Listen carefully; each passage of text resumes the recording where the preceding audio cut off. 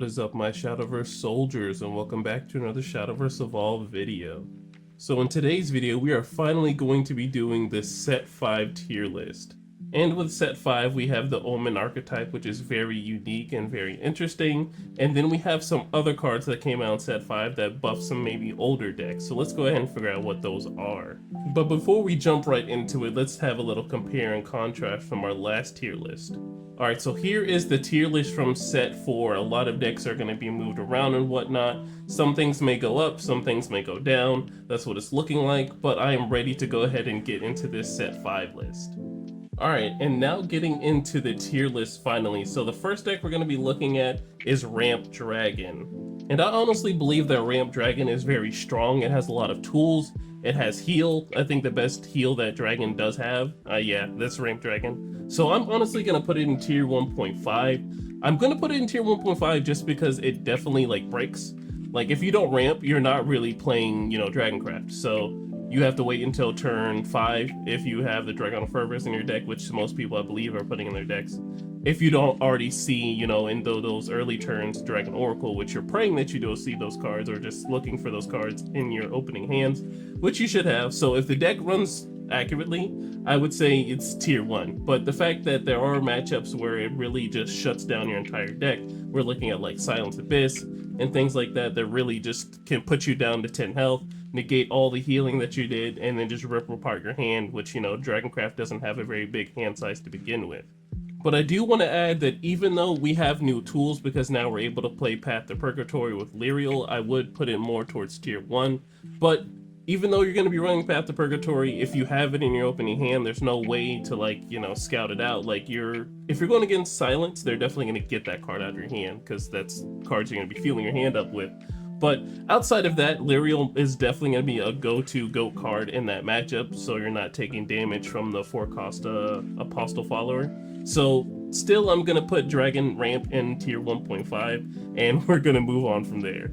But looking at the next deck, we don't need to spend too much time to it. I know in set 7, either set 7 or set 6, there's definitely a card that makes it a little bit better. But as of right now, we're going to put this and bring this mess to locals. I believe there was a tier below that to, needs more support. But this is still a deck that can function with a lot of things. You have Anne, and now we have the Anne Gray leader. So I guess, even more reason to rock the engine if you want to at locals if you pull it.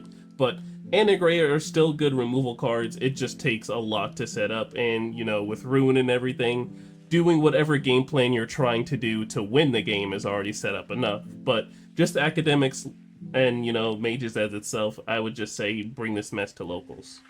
Alright, and then we have OG Aggro Abyss. So this deck still functions pretty nicely. If anything, it gets more nice things because Aggro Lust came out. But, one of these lists has to be better, so I'm definitely going to put Aggro Abyss in tier 2 because it still doesn't draw that many cards. It's not as strong as the new version of the deck, so we're just going to put it at tier 2. Alright, and then we have Azazel representing the discard variant of Abyss. So discard Abyss, I would definitely put in tier 1 without question. It's just a very strong deck. The fact that we start with a opening hand size of 4, your opponent only needs to do that twice to really just, hurt your hand, and especially that it's random. And then there's opportunities where they can look at your hand and snipe out the answer. It's just very good. So there's multiple ways they're able to just get rid of your hand and destroy your hand and destroy your game plan and really hurt you. Now, if you're a deck that really pluses on hand size like Forcecraft and you're up against this deck, then you're feeling a lot better. But if you're something like Dragon, like we talked before, where your hand size isn't too big, you're playing a card and you're kind of negging there, and you have to really rely on Path to Purgatory to recover, or have some other sort of engine to draw cards into your deck, and then Abyss takes that away from you. You're like, okay, well, how do I win? But moving on from a dangerous crisis, we have Earthright. So Earthright, I think got maybe 1 card. No, I don't think Earthright didn't get any cards this set. So we're gonna put Earthright in tier 3. It's definitely not doing good right now. It's not the age of Earthright right now. I know it's going to be better going forward because I know Earthright cards are just not dead in general. But there's just not that much going on for Earthright right now. And when Earthright does get some new cards, then we'll see it move up. But right now, Earthright is just not the move. And I can honestly say the same thing about vampires. There's a lot of things that it needs to really get the engine to work. We're almost there, I think, with vampires. I know some new things are coming out next set, I believe, for some vampire stuff, but right now vampires is still not the move. But we're gonna need some more support for it to really put it up with the other decks in terms of power. But until then, it's going to sit at tier 3. Alright, and next we have Discard Dragon. So Discard Dragon is still a good deck in my opinion. If you just run it just discard, it's still pretty strong. I'm not gonna put it in terms as strength of Heal Dragon because there's just no recovery unless you just use the other recovery cards like Shenlong and just the Dracomancer's Rights if you're able to fill it up on the field. If you're still even able to do that, if anyone's doing that anyways. So I put it at tier 2. Tier 2? Well, like, I think it's still a strong deck. It's just the other decks just do what that does just a little bit better, faster. And that's what it's going to be like going on into the future, is that if you want to run a certain type of archetype, there's definitely a deck that does it better, a lot faster, as time goes on in the newer sets. And not staying on it too long, we're going to talk about Ghost. Yeah, there's nothing really new that came with Ghost unless you want to rock like a lustful Ghost build, which probably wouldn't do you any good because the Ghost version did not get that much support. So we're just going to leave it at bring this to locals. And then looking at D-Shift. So the one thing I had a little bit of a problem with in D-Shift is that everybody looked at Lashena this set. So there wasn't really anything new that could play with D-Shift. I know D-Shift is definitely going to be prevalent next set with Kuon and everything, but as of right now, D-Shift is definitely going to stay in maybe like tier 2. It's just not the best Runecraft deck to be playing. I mean, yes, you can get some good finishers with, you know, the Flame Destroyers and everything. If you want to attempt to run Rayo in your deck with D-Shift, congratulations if you're able to get that off, but Rayo commits you to play like a whole entire turn to do something, and then you're putting spells into your cemetery with, you know, a whole bunch of other stuff throughout the game. And then, you know, when you finally get to Rayo and then use those 3 things for free, it's like, okay, well, what did I really do? But if you're playing them in just like a separate deck, it feels a lot better. But in D-Shift, you know, when you get into those turn 7 plays like that, you'll be wanting to go for like a D-Shift Flame Destroyer game-ending play. But outside of that, let's go ahead and talk about the next deck. And the next deck is Heavenly Aegis Control. Alright, so the thing about Heavenly Aegis is that when you're trying to get to Heavenly Aegis, I don't think he's the best boss monster in Havencraft anymore. Or, I guess the best boss monster anymore since we have Israfil and that's a thing. Yeah, we're going to be healing and we're going to be dealing damage to the board. So Heavenly Aegis is not the late game card, but he is going to be, you know, one of them. So you can stall for that next turn if you want to like, you know, do Heavenly Aegis, get the Guardian Sun out, and then warding up and then waiting for that turn to go into Israfil, you know, heal and then deal damage to the board and then swing at them, hurt them pretty bad. So I believe, you know, Heavenly Aegis to be a tier 2 deck because it definitely takes 2 good engines in my opinion to really make it work. Because you don't want a Heavenly Aegis and then, you know, something like Demon's Decree to like take care of the board. I think the first option to go for is to do Heavenly Aegis, you know, do the Guardian Sun, evolve, have the ward, and then next turn go for Israfil if they, you know, set up some sort of board or anything like that. But yeah, until I see like a really woke Heavenly Aegis build, I think I'm just going to keep it at tier 2. I don't see it being any stronger than that, but if you disagree with me, please let me know down in the comments below. It's very early for me, and I'm sorry if I'm not getting everything super accurate, but that's just how I'm seeing it in my mind's eye right now. But like I said, seeing is believing, and there are different perspectives to anything. So if you guys can see outside of my little glass dome and can just get some pretty good insight for me, let me know down in the comment section below, guys. But next up, let's talk about Uma. So Uma came out with a huge buff, and the unrestriction is just huge. It's good, everybody's smiling, and I'm happy for Uma players. But the real question is, where does it fit on the list? So, in my opinion, from what I've seen, is that you have more consistency in the deck. Daiwa Scarlet is not that hard to get in your deck now if you're playing the Daiwa Scarlet build. I don't know if there's any other builds running around. I know before in the last list we were talking about the Smart Falcon build, but I don't think, you know, we can do that anymore because decks are just a lot faster. So with the consistency, I'm going to put it at tier 2. I definitely believe like the last list it was tier 1.5. I can't remember off the top of my head, even though we just looked at it. but I think I'm just gonna put it at tier 2. It has good consistency, and playing big cards will probably hopefully be a lot better. But you know, there's just better options out there, so we're just gonna put Uma at tier 2. Alright, and next up we have the Leviathan Dragon. So I'm just gonna put this here because I've yet to see a successful Leviathan Dragon build. I know somebody was trying to cook on the anniversary stream, and I don't mean to like say anything bad about anybody's deck, but we did not get to see that deck perform at all. So, you know, Chris was just ran through. It was just a bad matchup. That's all I can say, because Sword is just strong as it is. But next up, let us talk about Fable Haven / Egg Haven. So this deck has definitely been prominent since its release in set 3. It's been very strong. It had its time to shine. I'm not putting it in anything super low, but I am going to drop it down from tier 1 to tier 1.5, just because we're now getting new Haven cards that we're going to want to use to discard, and they're not also Fables. So now we have to insert the factor that we now have an inconsistency tool in our deck. Yes, we can discard a card to evolve it for free, and that's good to have another Fable follower in the cemetery, you know, a Humpty Dumpty in there. But putting that card in there when we look at top 4 for an Alice for a Fable card is really going to help with some consistency issues. So watch out for that whenever you build your Haven decks. Just make sure you don't put too many of it in there. But with the correct build, I definitely say you can still top, just like the Heal Dragon build.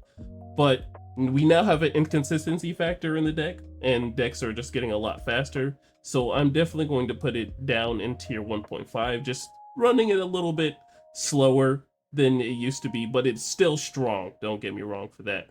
But we're going to put it at tier 1.5 for right now. Alright, and next up we have Spellchain Rune. So if you're still playing this deck, congratulations. You're probably one of the only few that are playing it.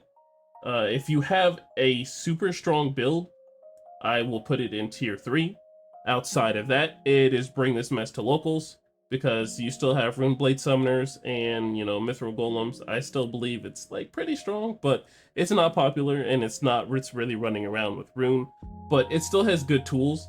So I'm gonna put it in tier 3. There's like a slight chance, a just regular Spellchain build will probably like top at a regional or something like that, and I'm saying slight.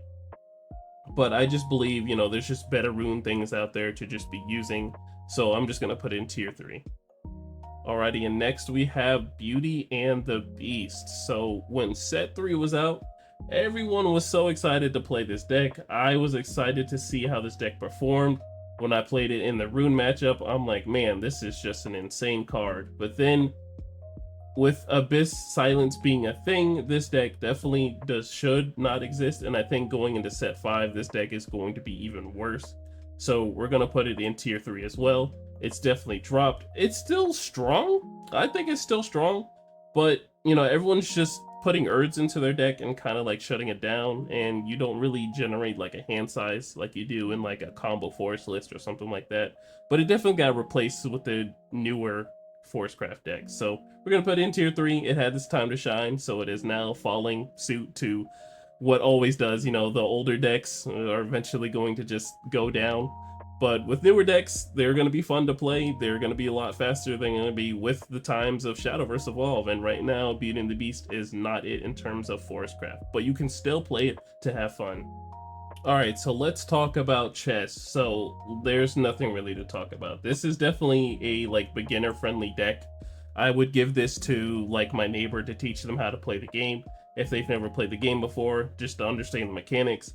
This is not something you take to a regional. This is not something I don't know. Sometimes I believe this deck should just never come out of your deck box unless you're really like just trolling or just trying to mess with the build. So I'm gonna put chess at locals, and that's probably where it's going to be for a really long time. So from here on now, let's go ahead and like have a little timestamp here.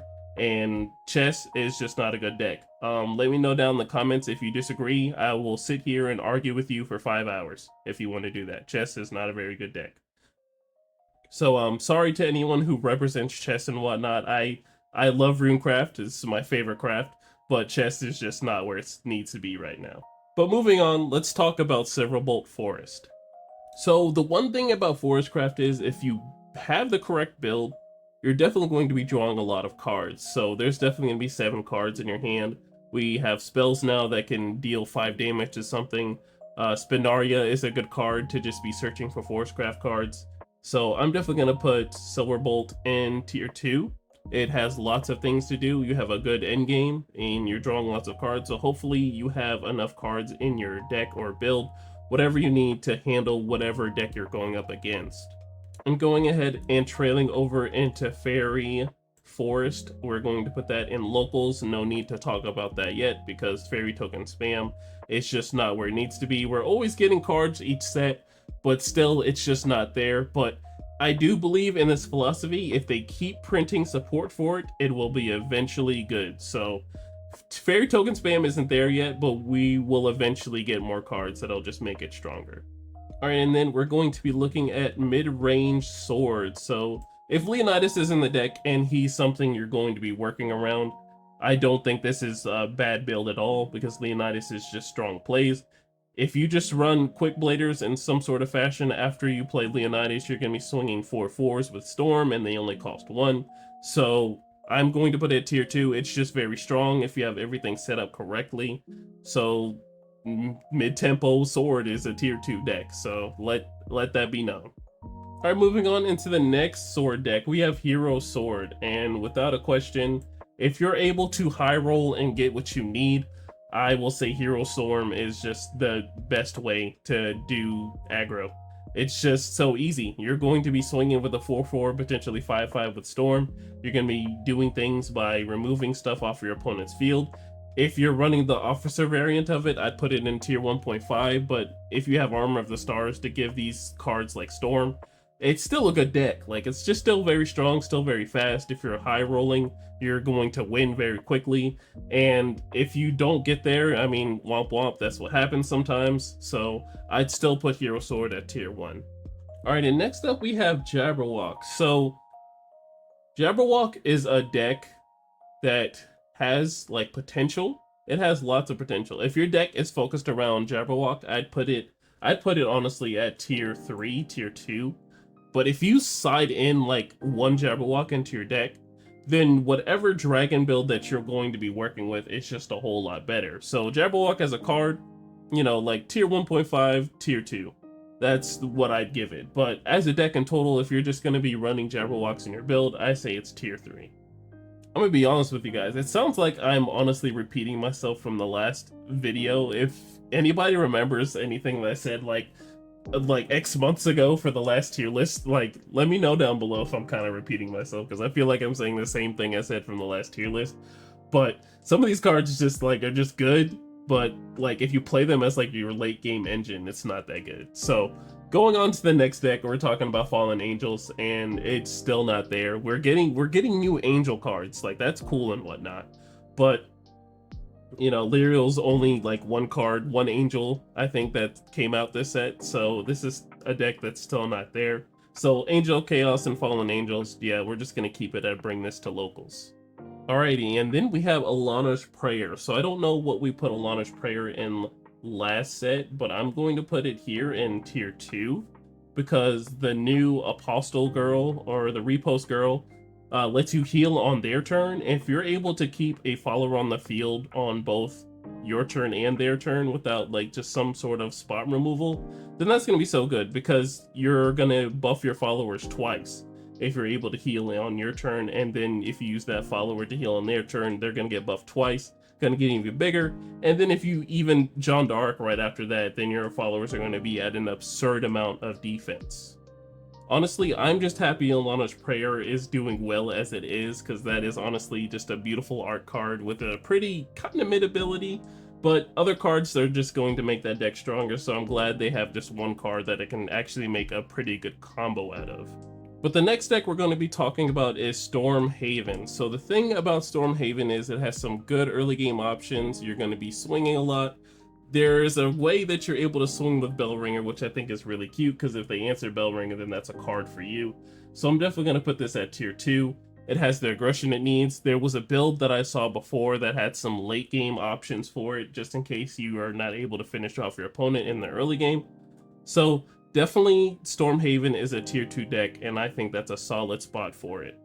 Alrighty, next up we have Heal Haven. So there's definitely a lot of cards that came out this set that really helps with this deck. So I'm gonna put Heal Haven at tier 1.5. I think it's not a very popular deck, but the fact that you can start healing pretty early, if you have like some early game options to like take care of your opponent's early game. Now, it doesn't beat a lot of decks, I will say for sure, but in terms of what it does, I'm going to put it in tier 1.5 because it's just very strong to heal that much. And then there's a way to just get out in Statute Seraph in this build and then also be healing to get that card on the field. So I think this deck is definitely a tier 1.5. Definitely bottom of tier 1.5, I would say it.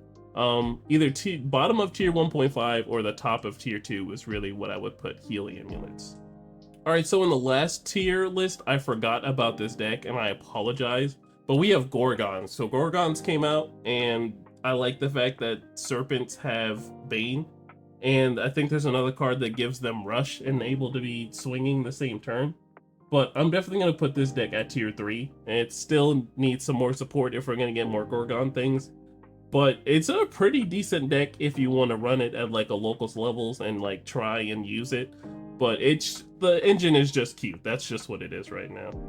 Okay, and next up we have Necrocharge Abyss. So it's hard putting what Necrocharge Abyss really like contributes in the new set into words. But for what Necrocharge Abyss really did before was that you really set up your deck to really have things in the cemetery and get them out of the cemetery to be swinging that very same turn. And then if your opponent like had some sort of crazy board that you couldn't control, you would just Israfil a lot earlier than you would really be doing it for. So I would definitely put this deck in tier 1.5 just for the new set, because there's still things you can do. If anything, with the new Gillanese and stuff in it, I think the deck is even stronger if you're using that stuff, that is. But I think this is a tier 1.5 deck. It's really hard to, it's nothing below tier 2.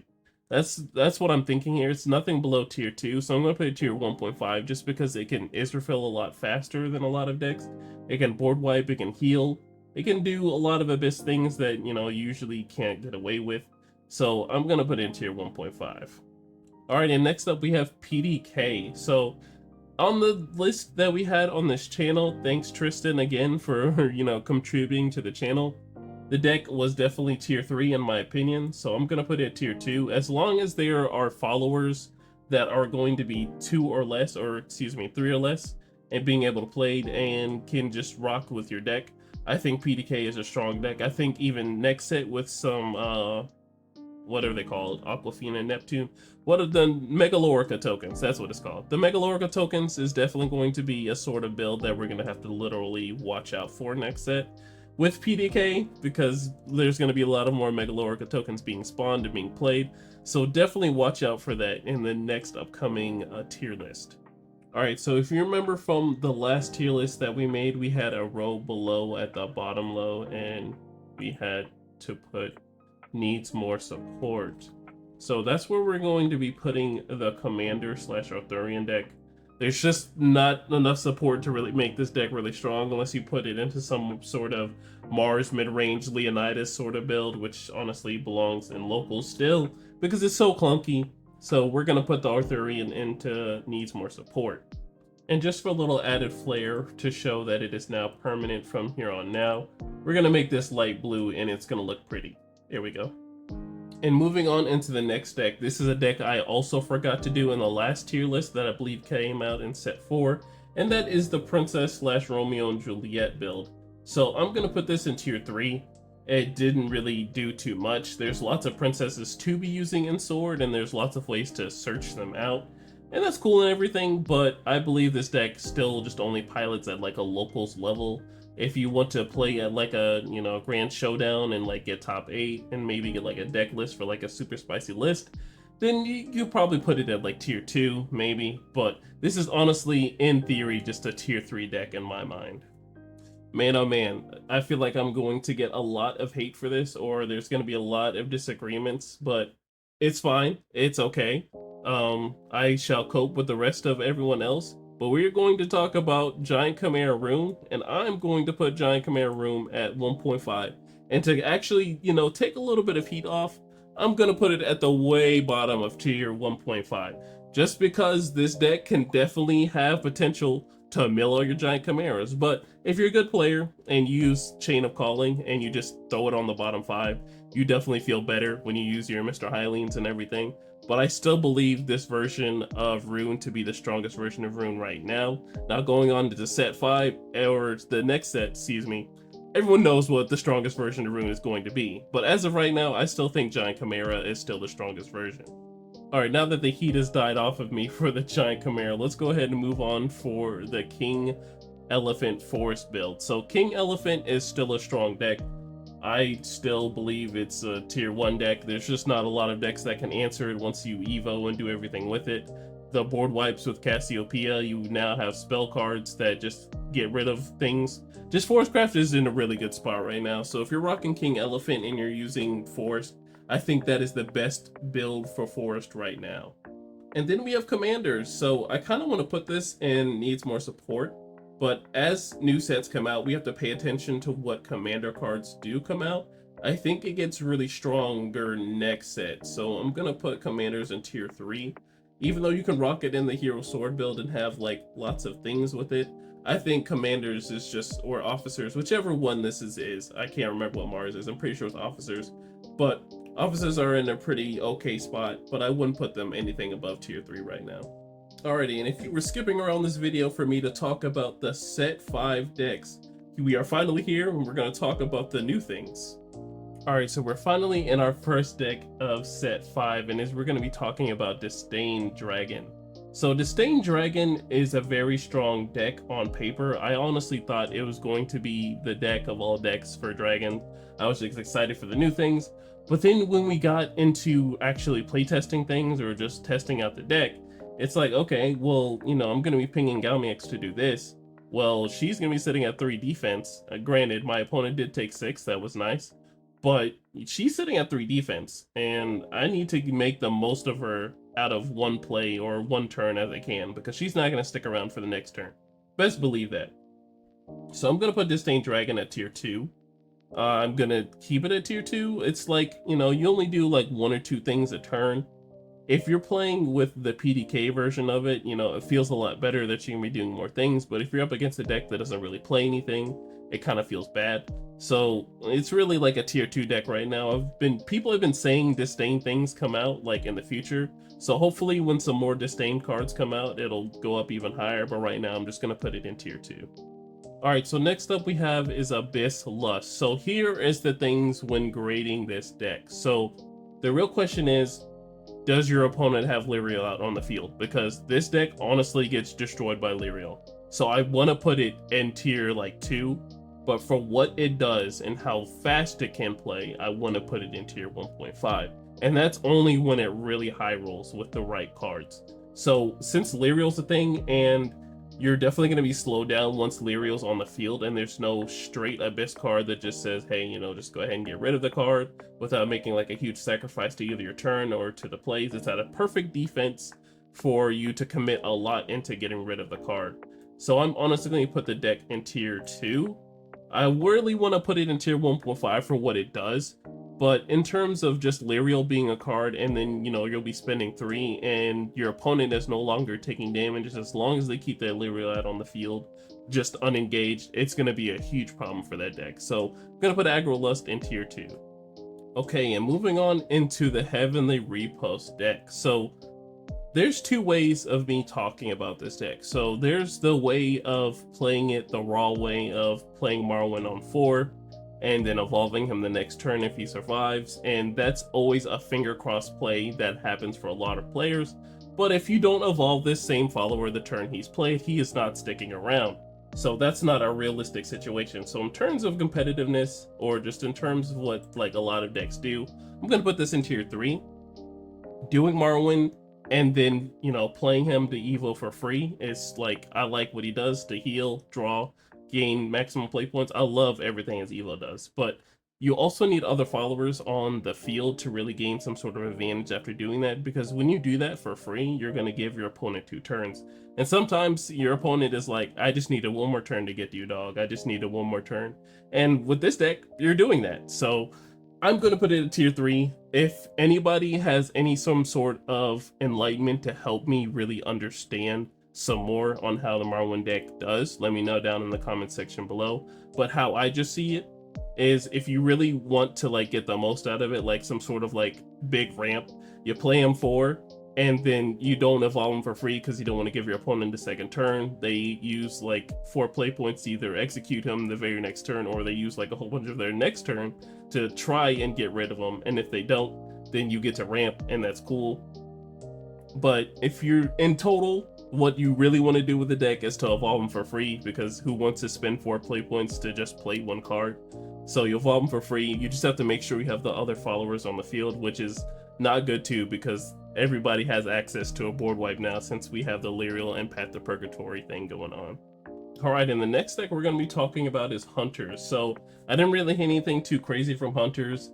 Peeking into next set, I know there's going to be a lot more Hunter cards out. So this definitely is going to just be put into the needs more support. Definitely by set 6, we'll have like a tier 4 once all the cards are put together and, you know, it can function as well as it does. But we're going to put it in the needs more support for right now. Alright, and next up we have Puppet Force. So I've yet to see like some clear cast gameplay for this deck. But in theory, if I know what it does, if it does any sort of the same Forcecraft things, if you play like the puppets and then bounce the puppet guys that spawn puppets back to your hand, you're going to be spawning a whole bunch of puppets into your EX area, and they're going to have like +1 attack, and they're also going to be free in your EX area, and they can, you know, swing the same turn they're played because they're going to gain Storm 2 along with this guy. So I would say in theory this is a tier 3 deck. I think it's tier 3. If you want to like rock it, it'll definitely probably get a couple wins off. It's not as bad as like a, you know, bring this mess to locals. Like, it's not on that level of gameplay, but I believe it's a tier 3 deck, probably like the bottom of tier 3, because we need more puppet followers. But until then, I think tier 3 is just an adequate place for it. Alrighty, and next we're going to go with Thief Sword. So the times I've played this deck, I don't know what exactly beats this deck so far. If you, like, that 1 cost follower just gets too big if you don't handle it. He just gets out of hand. There's a 3 cost follower that swings for 5, and then if you've already established Leonidas, it's gonna be swinging for 8. So it's like, alright, well, you know, what did I really do wrong except go up against Sword, excuse me. I was about to say Force.